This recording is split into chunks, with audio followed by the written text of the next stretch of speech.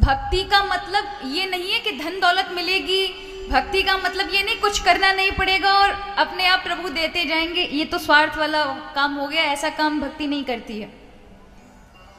भक्ति का अर्थ नहीं कि आप 2 अगरबत्ती लगा देंगे तो ठाकुर जी आपको घर बैठे पूरा बिजनेस देने आएंगे, मुनाफा करवाएंगे। ऐसा किसी शास्त्र में नहीं लिखा।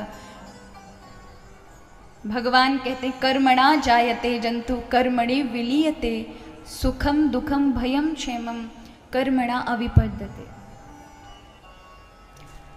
व्यक्ति कर्म के अनुसार सुख भोगता है, व्यक्ति कर्म के अनुसार अपना भाग्य लिखता है, व्यक्ति कर्म के अनुसार अपने माता पिता चुनता है, कर्म के अनुसार संसार में आता है, कर्म के अनुसार ही जाता है, उसकी मृत्यु हो जाती है। तो किस पर जोर दिया? कर्म पर। लेकिन भक्ति करें तो कर्म नहीं छोड़ना चाहिए। ये कहीं नहीं लिखा कि भक्ति करते समय आप अपना कर्म छोड़ दें, वो तो अज्ञानता है। अरे अपनी भक्ति से कर्म को जोड़ दें, कर्म को मत छोड़ो। क्या नामदेव जी ने अपने छिपा का काम छोड़ दिया था? बिल्कुल नहीं। कबीरदास ने अपना काम छोड़ा? बिल्कुल नहीं। संत रैदास ने छोड़ा? बिल्कुल भी नहीं। ये सब अपना अपना। सैन जी थे, नाई का काम करते थे, भक्ति कर रहे हैं, लेकिन अपना कर्म कोई नहीं छोड़ रहा है, क्योंकि कर्म में रहकर ही भक्ति की जाती है। तो समझिए वो भक्ति योग बन जाता है। अगर भगवान ने आपको जो योग्यता दी है, आपको कोई कर्म दिया है, वो कर्म आप भगवान की भक्ति से जोड़ दें।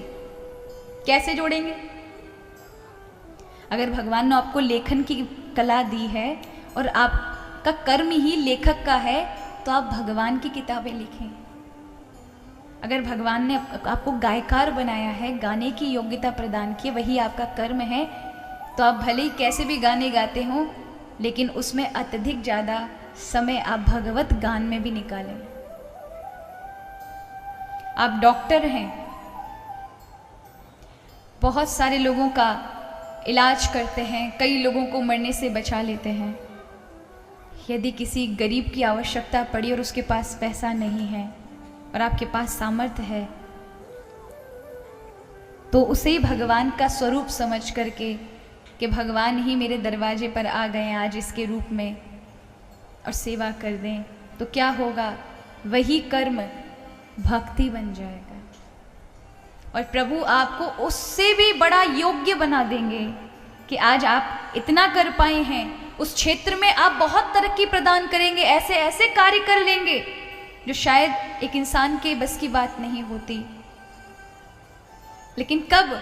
जब आप अपने कर्म को भक्ति से जोड़ेंगे।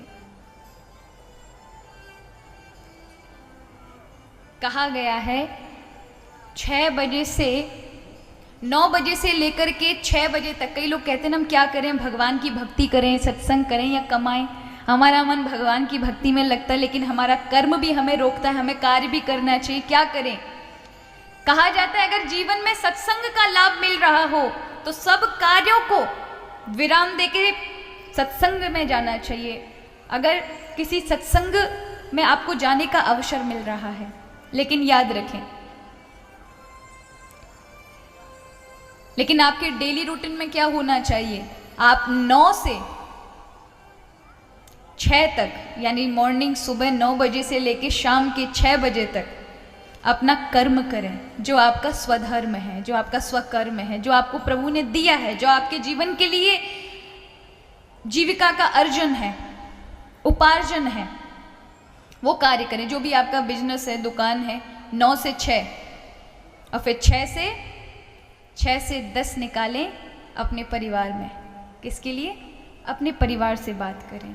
लोग परिवार में रहना भूल जाते हैं, कार्य में इतने मग्न हो जाते हैं, ना पत्नी को, ना पिता को, ना माता को, ना बाल बच्चों को समय ही नहीं दे पाते। किसी ने कहा पूरा जीवन कर्म किया कमाने के लिए, जब फुर्सत मिली कमा कर रिटायर हुए, सोचा अब बिताएंगे बच्चों के साथ जीवन। तब तक क्या हुआ? बच्चे बड़े हुए, वो कमाने निकल गए, और फिर क्या हुआ? कुछ हाथ नहीं आया। इतनी मेहनत करके वहाँ तक तो पहुँच गए, लेकिन जो प्रेम बालकों का पाना था, वो प्रेम भावना और शिक्षा अपने बालकों को नहीं दे पाए। तो इतना भी मत लग जाओ कि आप अपने उस सुख को ही भूल जाएं।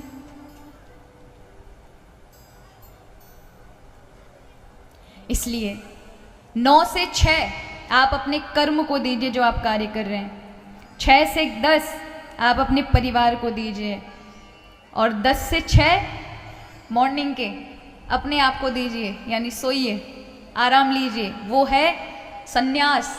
ये सारे चारों धर्म आपके पूरे इसी जीवन में रात दिन आते हैं। गृहस्थ भी आता है, वानप्रस्थ भी आता है, संन्यास भी आता है, ब्रह्मचर्य भी आता है। और सुबह फिर 6 से 9 भगवान को दीजिए, तो आप समत्व में आ जाएंगे, आप संतुलन में आ जाएंगे। आपको कुछ करने की आवश्यकता ही नहीं है, क्योंकि आपने सारे कर्तव्य पूरे कर रहे हैं। आप अपना स्वधर्म स्वकर्म भी नहीं छोड़ रहे, आप अपने कर्तव्यों का पालन कर रहे हैं, परिवार को भी समय दे रहे हैं, और आप अपने को भी समय दे रहे हैं। रात के 11 से 6 आपका अपना समय आराम, क्योंकि सोइए, आराम करिए, वो आपका अपना। और फिर 6 से 9 भगवान का, हरि के लिए निकालिए। और फिर 6 से 9 भगवान का, 9 से फिर 6 हमारे परिवार के लिए, जो हम कमाएंगे वो कर्म के लिए।